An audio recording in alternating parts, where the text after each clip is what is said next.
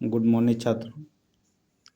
कक्षा कक्षा 6 के प्रवेश के लिए नवोदय विद्यालय के लिए मैथ है। 11वां प्रश्न लिखा है 20 के सभी अभाज्य गुणक खंड क्या होंगे। इनके हम हल करके दिखा रहे हैं। लिखा है 20 के सभी अभाज्य गुणनखंड कितने होंगे। 20 लिखे हैं, दासा निकालें। क्या निकालेंगे? दासा। 2 एकम 2 जीरो, फिर क्या करेंगे 2 से, 2 पंचे 10, फिर क्या करेंगे 5 से, कितना से 5 से। अब इनके क्या करें 2 गुणे 5, 2 दूनी 4, 4 पंचे 20।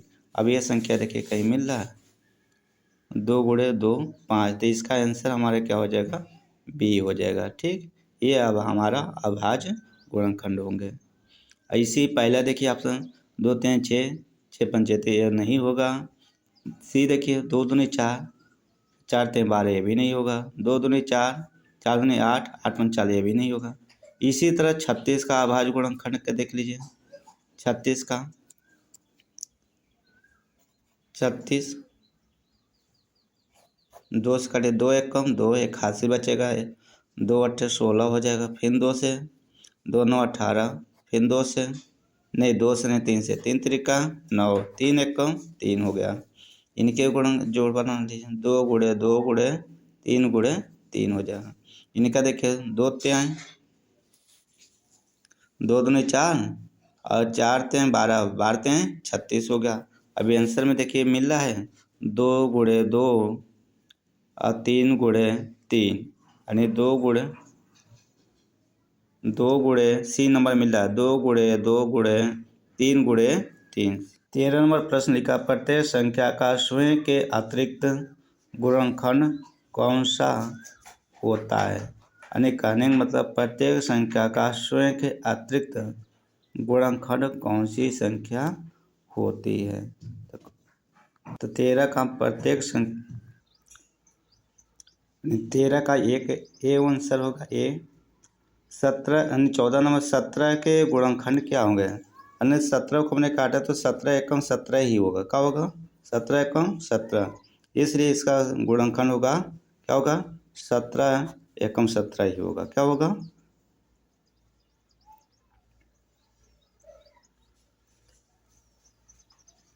15 नंबर सवाल में 12 तथा 18 के उपनयन गुणनखंड क्या होगा। तो इनके देखिए 12 और 18 का उपनिष्ट गुणनखंड 2 से कटेगा 2 छंग 12, 2 9 18, फिर 2 से काटेंगे 2 त्याएँ 6, 3 9 नहीं कट बता लें। फिर क्या करूँगा 3, तो ये ध्यान रखें 3 त्रिका 3 एकम 3 कट गया। तो इनके दोनों संख्या में से जोड़ा बना के तो 2 गुणे हमने 3, 2 गुणे 3 हो जाएगा। इनकी संख्या से काटने पे हमारा उपनिष्ट गुणनखंड क्या होगा 2 गुणे 3 होगा।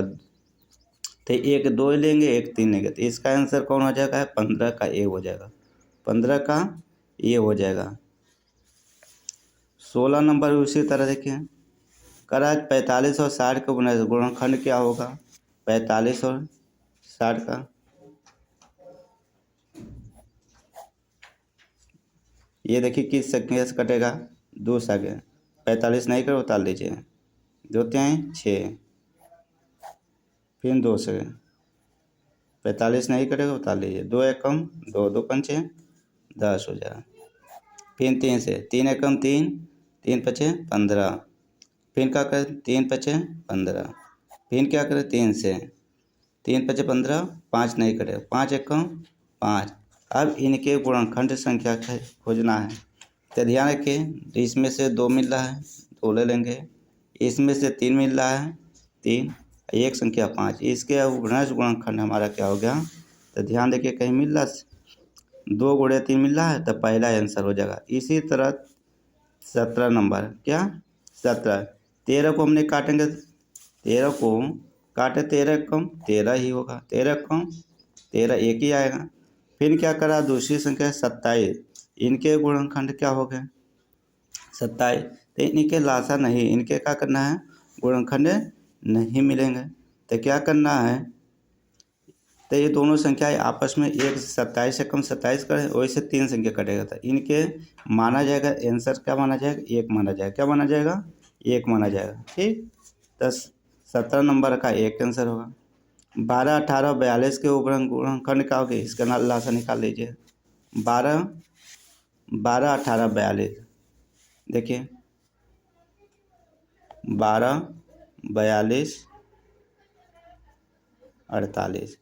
एक बार देख लें, 12, 18 है, 12, 18, 42, सॉरी 12, 42, 12, 18, 42, इसको काटिए। 2 छंग 12 हो जाएगा, 2 9 18, 2 दूनी 4, 2 एकम 2, पिन 2 से 2 तिहाई 6, नहीं कटेगा। पिन क्या करूँगा, 3 से, 3 एकम 3, 3 त्रिका 9, 3 सत्ते 21, 3, ये 3 एकम 3, 7 से क्या करूँगा, 7 से। अब देखिए 2 बार आया तो एक बार मिला के लिखिए, 3 2 बार है, एक बार लिखिए। 7 कितने बार है, 7, तब इसका 2 गुणे 3 गुणे 7 हो जाएगा। कहीं मिल, तो इसमें देखिए दो जो कॉमन मिल रहे हैं, ये 2 और 3 यही संख्या लिया जाता है, 7 नहीं लिया। ठीक, तो 2 गुणे 3 हमारा इसका आंसर हो जाएगा। 19 नंबर लिखा, 2 घाते 11 गुणे 3 घाते 12 के कुल कितने अभाज्य गुणनखंड होंगे, कितने होंगे। तो ये ध्यान रखिए, इस प्रकार के सवाल हो, जैसे 2 घाते 11 गुणे 3 लिखा है 12, इन दोनों संख्या के जोड़ दीजिए। क्या करेंगे, 2 1 कितना हुआ, 3, और 2 2 कितना हुआ, तो इनके अभाज्य गुणनखंड संख्या कितने हो जाएंगे, 23 होंगे। कितने होंगे, 23 हो जाएंगे। हमारा इसका आंसर डी होगा। ठीक, फिर आपको नेक्स्ट वीडियो में मिलेगा क्वेश्चन।